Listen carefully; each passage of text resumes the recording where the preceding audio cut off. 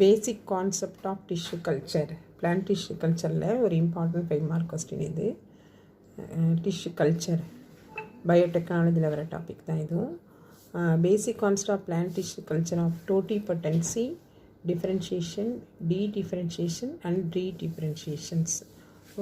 Totipotency அப்படின்னா என்ன? அந்த property of live plant cell that they have genetic potential when the cultured in nutrient medium to get you rise to complete individual plant. ஒரு plant cell வச்சு அந்த செல்லை வந்து ஒரு நல்ல கல்ச்சர் மீடியத்தில் லேபில் வச்சு நியூட்ரியன் மீடியத்தில் அதுக்கு இந்த ஊடகத்தில் வச்சு நம்ம வளர்த்து அதுலேருந்து ஒரு புது பிளான்ட்டை நம்ம எடுக்கிறோம் இல்லையா, இண்டிவிஜுவல் பிளான்ட்டை எடுக்கிறோம் இல்லையா, அதுதான் டோட்டிபொட்டன்சி. இந்த செல்லுக்கு அதுலேருந்து ஒரு பிளான்ட்டையே உருவாக்கக்கூடிய பொட்டன்சியல், ஜெனட்டிக் பொட்டன்சியல் இருக்குது. அதுதான் டோட்டிபொட்டன்சியல். இது 2 மார்க் 3 மார்க்கில் கேட்பாங்க. டோட்டிபொட்டன்சியல்னால் என்ன? ஃபார் எக்ஸாம்பிள், இது ஒரு கேரட்லேருந்து ஒரு சின்ன பீஸை நறுக்கி எடுத்துக்கிறோம். அதான் எக்ஸ்பிளான்ட். அதை வந்து லேபில் வச்சு நியூட்ரியன்ட் மீடியில் வச்சு வளர்க்குறோம். அந்த குரூப் ஆஃப் செல்ஸ் உருவாகுது. அந்த செல்லெல்லாம் சேர்ந்து கலாஷுங்கிற ஒரு டிஷ்யூவாக மாறுது. அதுலேருந்து எம்ப்ரியோ உருவாகுது. கொஞ்சம் வளர்ந்த லேட் எம்ப்ரியோ, அதுலேருந்து ரூட்டு, ஸ்டெம்மு அதெல்லாம் உருவாகுது.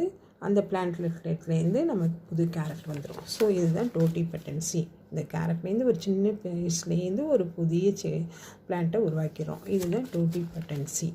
ஸோ இது வந்து பிளான்ட்டோடைய பேசிக் கேரக்டர்ஸ். அடுத்தது ரீடிஃப்ரென்ஷியேஷன். பேசிக் கேரக்டர்ஸ்.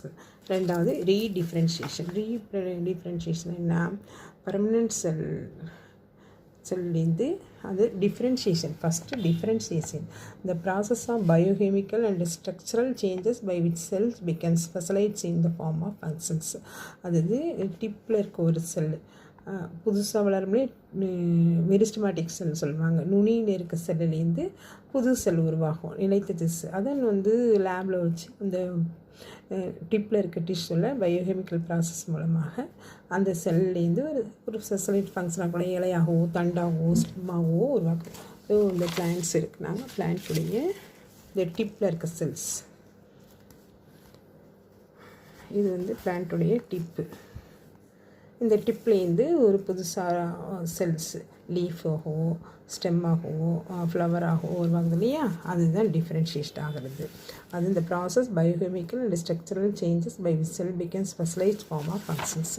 ரெண்டாவது ரீடிஃப்ரென்ஷியேஷன்ஸ். இது வந்து பெர்மனெண்ட் செல்லேருந்து மெரிஸ்டமேட்டிக் செல் உருவாகிறது. இந்த further differentiation of differential cell into another type of cell. Example it's a common